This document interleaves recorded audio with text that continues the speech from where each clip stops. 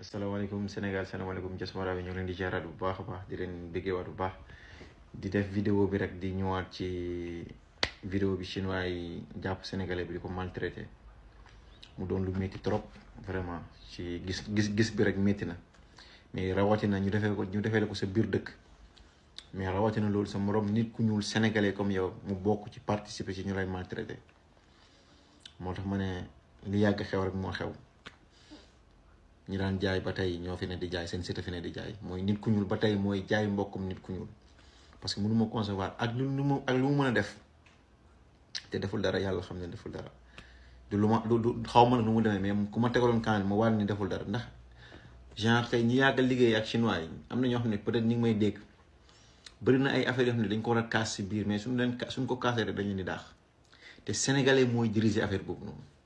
parce que chinois bi tey bu ñimee tey def li mu def nii tey waa ji maltraité bi jàpp ne dañ koy dóor di ko teg suuf di ko dëgg dama jàpp dafa am ku leen wan yoon mooy sénégalais bi leen wan yoon. étranger yi ne Sénégal muy des turcs des chinois ak ñeneen yor entreprise Sénégal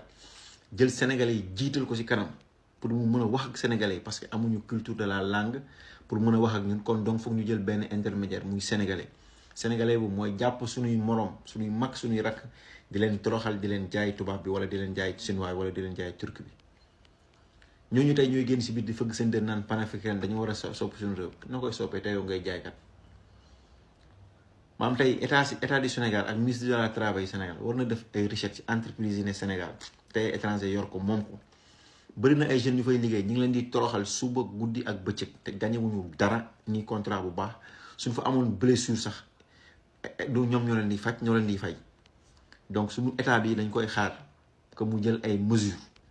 fermes. ay mesures fermes ci li nga xamante ni tey des étrangers yi nekk Sénégal particulièrement des chinois des asiatiques ak les libanais ak ñeneen ñu ngi exploité doomu sénégalais di leen toroxal te sénégalais moo ko jiite jot na nag ñu leen di jàpp dem di xool li xew ci bërëbu liggéeykaay noonu boo yaa ngi souffrir ñu ngi liggéey heure yu dul jeex te fay ñu leen salaire bu jar yoon.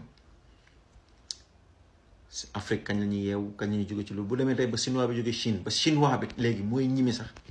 di maltraité sénégalais wala africain parce que africain moo ko wan yoon moo ko ne defal ñun noonu la ñu mel dañuy ëf si kaw lu waaye naan dañuy xawma lan ci kaw di ëf si suuf dañuy wax si kaw di ëf si suuf ñun noonu la ñu mel ñun ñooy maam sénégalais moo neexut a xam dama jàpp ni ñun lu ñu nekkee nii coono yi ñu nekkee nii yëpp ici en Europe ba tey nga dégg tey ku dem genre France. ak élection européen jàll nii nga dégg ñu ne la dañuy génnee étranger yi ñuy génne la plupart c'est des étrangers noirs la ñuy wax daal parce que tey noirs yi ñoo gën a tuuti si ñuy immigré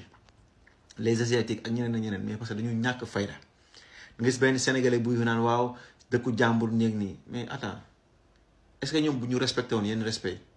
li xew Afrique dina fa mës a xew donc ces personnes qui cherchent à dire que la France wala leneen allez vers foutre.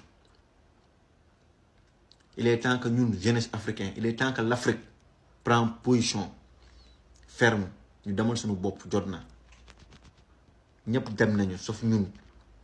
te lu ñu ko yóbbee mooy lii amul solidarité ñu jàppalante suñu biir dañuy xeexante suñu biir à longueur de journée gis benn sénégalais bu tekki sa xol bi di bon nga gis ab nit marocain bu tekki mënu ko gën a leew sénégalais bi loolu ba kañ te soo demee si marocain bi toroxal la ba nga ne todd yaay génnaat si biti di kaas moo tax mën na ñun seulement guñu sax bay yeewu waaw seulement guñu sax bay yeewu mais lii